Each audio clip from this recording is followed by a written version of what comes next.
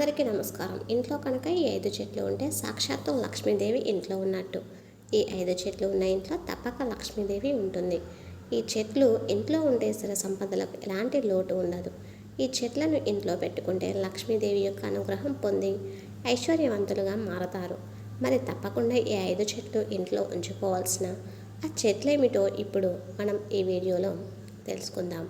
దానికన్నా ముందు ప్రతి ఒక్కరు కూడా ముందుగా వీడియోకి లైక్ కొట్టి మన ఛానల్ని సబ్స్క్రైబ్ చేసుకొని పక్కన ఉన్నటువంటి బెల్ ఐకాన్ని ప్రెస్ చేయండి. అలాగే కామెంట్ బాక్స్లో జై శ్రీరామని తప్పకుండా కామెంట్ చేయండి.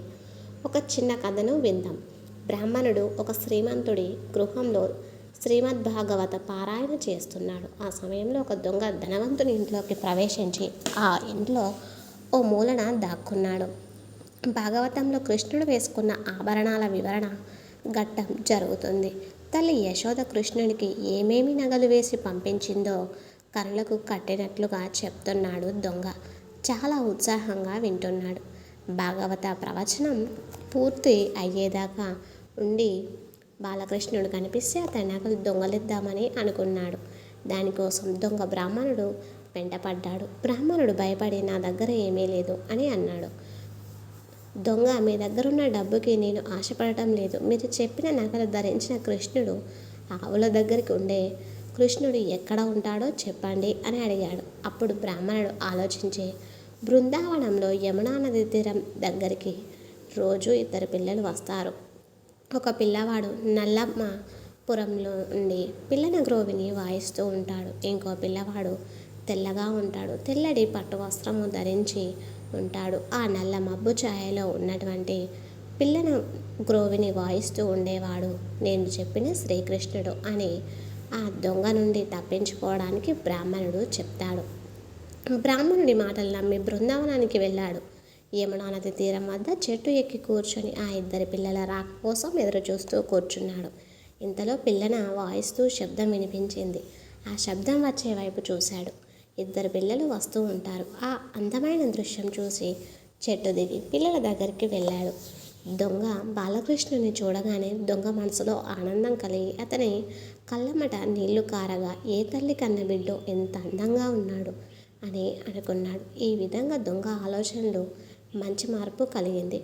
అతను వెళ్ళి బాలకృష్ణుడు చేయి పట్టుకున్నాడు. కృష్ణుని స్పర్శ తగలగానే దొంగ చేసిన పాపములు అన్నీ కరిగిపోయాయి. ఎంత అదృష్టవంతుడో కదా ఆ దొంగ. బాలకృష్ణుడిని ఆ దొంగ అమాయకంగా ఎవరు నువ్వు అని అడిగాడు. దానికి కృష్ణుడు, నిన్ను చూస్తుంటే నాకు భయం వేస్తుంది, నన్ను వదిలి వెళ్ళిపో అన్నాడు. అప్పుడు దొంగ, దురాలోచనలతో నిండి ఉన్న నా మనసు వల్ల నేను నీకు అలా కనిపిస్తున్నాను, నన్ను వదిలి వెళ్ళిపో అని మాత్రం అనకు అని ప్రాధేయపడ్డాడు. అప్పుడు బాలకృష్ణుడు దొంగకి అతను వచ్చిన పనిని గుర్తు చేసి తను వేసుకున్న నగలన్నీ ఇచ్చాడు. అప్పుడు దొంగ ఇలా, మీ నగలన్నీ నాకు ఇచ్చేస్తే మీ అమ్మ మిమ్మల్ని కోప్పడదా అని అడిగాడు. ఆయనకి కృష్ణుడు ఏమీ కోప్పడదు, ఎందుకంటే నా దగ్గర చాలా నగలు ఉన్నాయి. నేను నీకంటే పెద్ద దొంగని, కానీ నాకు చిన్న తేడా ఉంది. నేను ఎంత దొంగతనం చేసినా ఎవరూ పట్టించుకోరు. పైగా నన్ను ప్రేమగా చిత్త చోరా అని పిలుస్తారు. నీకు తెలియని విషయం ఇంకోటి ఏమిటంటే నీ దగ్గర కూడా ఎంతో విలువైన వస్తువు ఒకటి ఉంది. ఇప్పుడు దానిని నేను దొంగలించి తీసుకెళ్తున్నాను అని చెప్పి 2 అక్కడి నుంచి మాయమైపోయారు. తర్వాత చూస్తే దొంగ భుజం మీద నగలు నిండి ఉన్న ఒక మూట ఉంది. అది తీసుకొని ఆ దొంగ బ్రాహ్మణుడి దగ్గరికి వెళ్ళి జరిగిందంతా చెప్పాడు. ఆనంద బాష్పాలతో ఆ బ్రాహ్మణుడు కృష్ణుని చూసిన చోటు తనకు చూపించమని దొంగని అడిగాడు. 2 కలిసి ఆ చోటుకి వెళ్ళగా దొంగకి కనిపించని బాలకృష్ణుడు బ్రాహ్మణుడికి కనిపించలేదు. అప్పుడు బ్రాహ్మణుడు నిరాశతో, కృష్ణుని నీవు ఒక దొంగని అనుగ్రహించావు కనుక నాకు కూడా దర్శనం ఇవ్వవా అని బాధపడ్డాడు.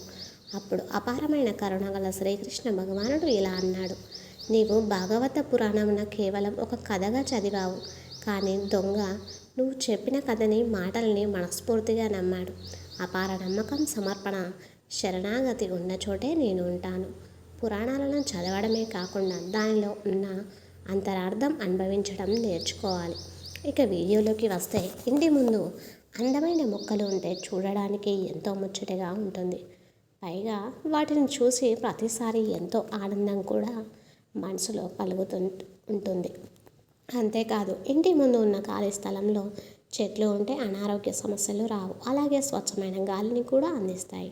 నిద్ర లేవగానే ఉదయాన్నే మొక్కలను చూడడం, వాటితో కాసేపు గడపడం లేదా ఆ చెట్ల కింద కాసేపు కూర్చోవడం వల్ల రోజంతా కూడా ఎంతో ఆనందంగా ఉంటుంది. అందం, ఆరోగ్యమే కాకుండా కొన్ని మొక్కలు అదృష్టాన్ని కూడా ఇస్తాయి. ఇంట్లో రకరకాల మొక్కలను పెంచుతూ ఉంటారు. అయితే కొన్ని మొక్కలను సవ్య దిశలో పెట్టడం వల్ల అదృష్టం కలిసి వస్తుంది. ఏ మొక్కలు అదృష్టాన్ని అందిస్తాయో, ఏ దిశలో ఏ చెట్టు ఉంటే మంచిదో ఇప్పుడు చూద్దాం. సెమీ చెట్టు వ్యాధులను నయం చేస్తుంది. సెమీ చెట్టును ఎక్కువగా శనిదేవునికి ప్రియమైన మొక్కగా భావిస్తారు. ఈ చెట్టును ఇంటి ముందు పెట్టి ప్రతిరోజు పూజించాలి. సెమీ చెట్టు ఇంట్లో ఉంటే వ్యాధులు, అనారోగ్య సమస్యలు పూర్తిగా తొలగిపోతాయి. అలాగే అప్పుల బాధలు కూడా తొలగిపోతాయి. రెండవది మనీ ప్లాంట్. మనీ ప్లాంట్ను లక్ష్మీదేవి స్వరూపంగా భావిస్తారు. ఇంట్లో ఈ మొక్క ఉంటే లక్ష్మీదేవి ఆనందిస్తుంది అంటారు. అలాగే అనారోగ్య సమస్యలు తొలగిపోతాయి. ఆర్థిక సమస్యలు కూడా తొలగిపోతాయి. దీనిని ఆగ్నేయ దిశలో నాటాలి.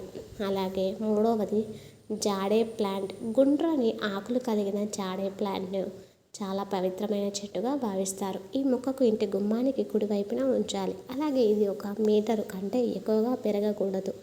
జాడే మొక్క ఇంట్లో ఉంటే సమస్యలు తొలగిపోయి సంపద పెరుగుతుంది. ఇది పనిచేసే చోట కూడా మనం పెట్టుకోవచ్చు. తులసి చెట్టుని కూడా చాలా పవిత్రంగా భావిస్తూ ఉంటారు.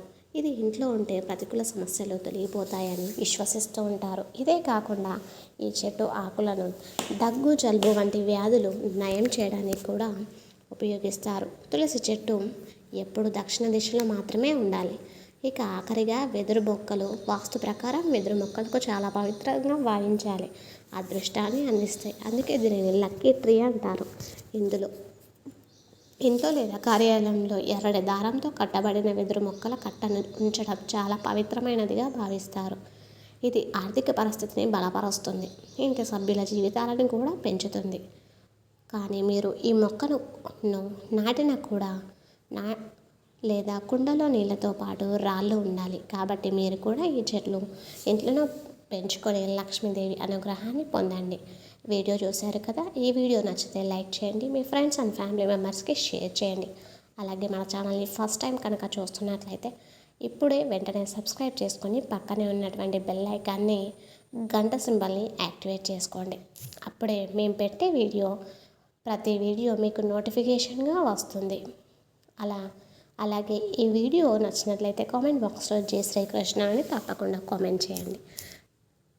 Thanks for watching.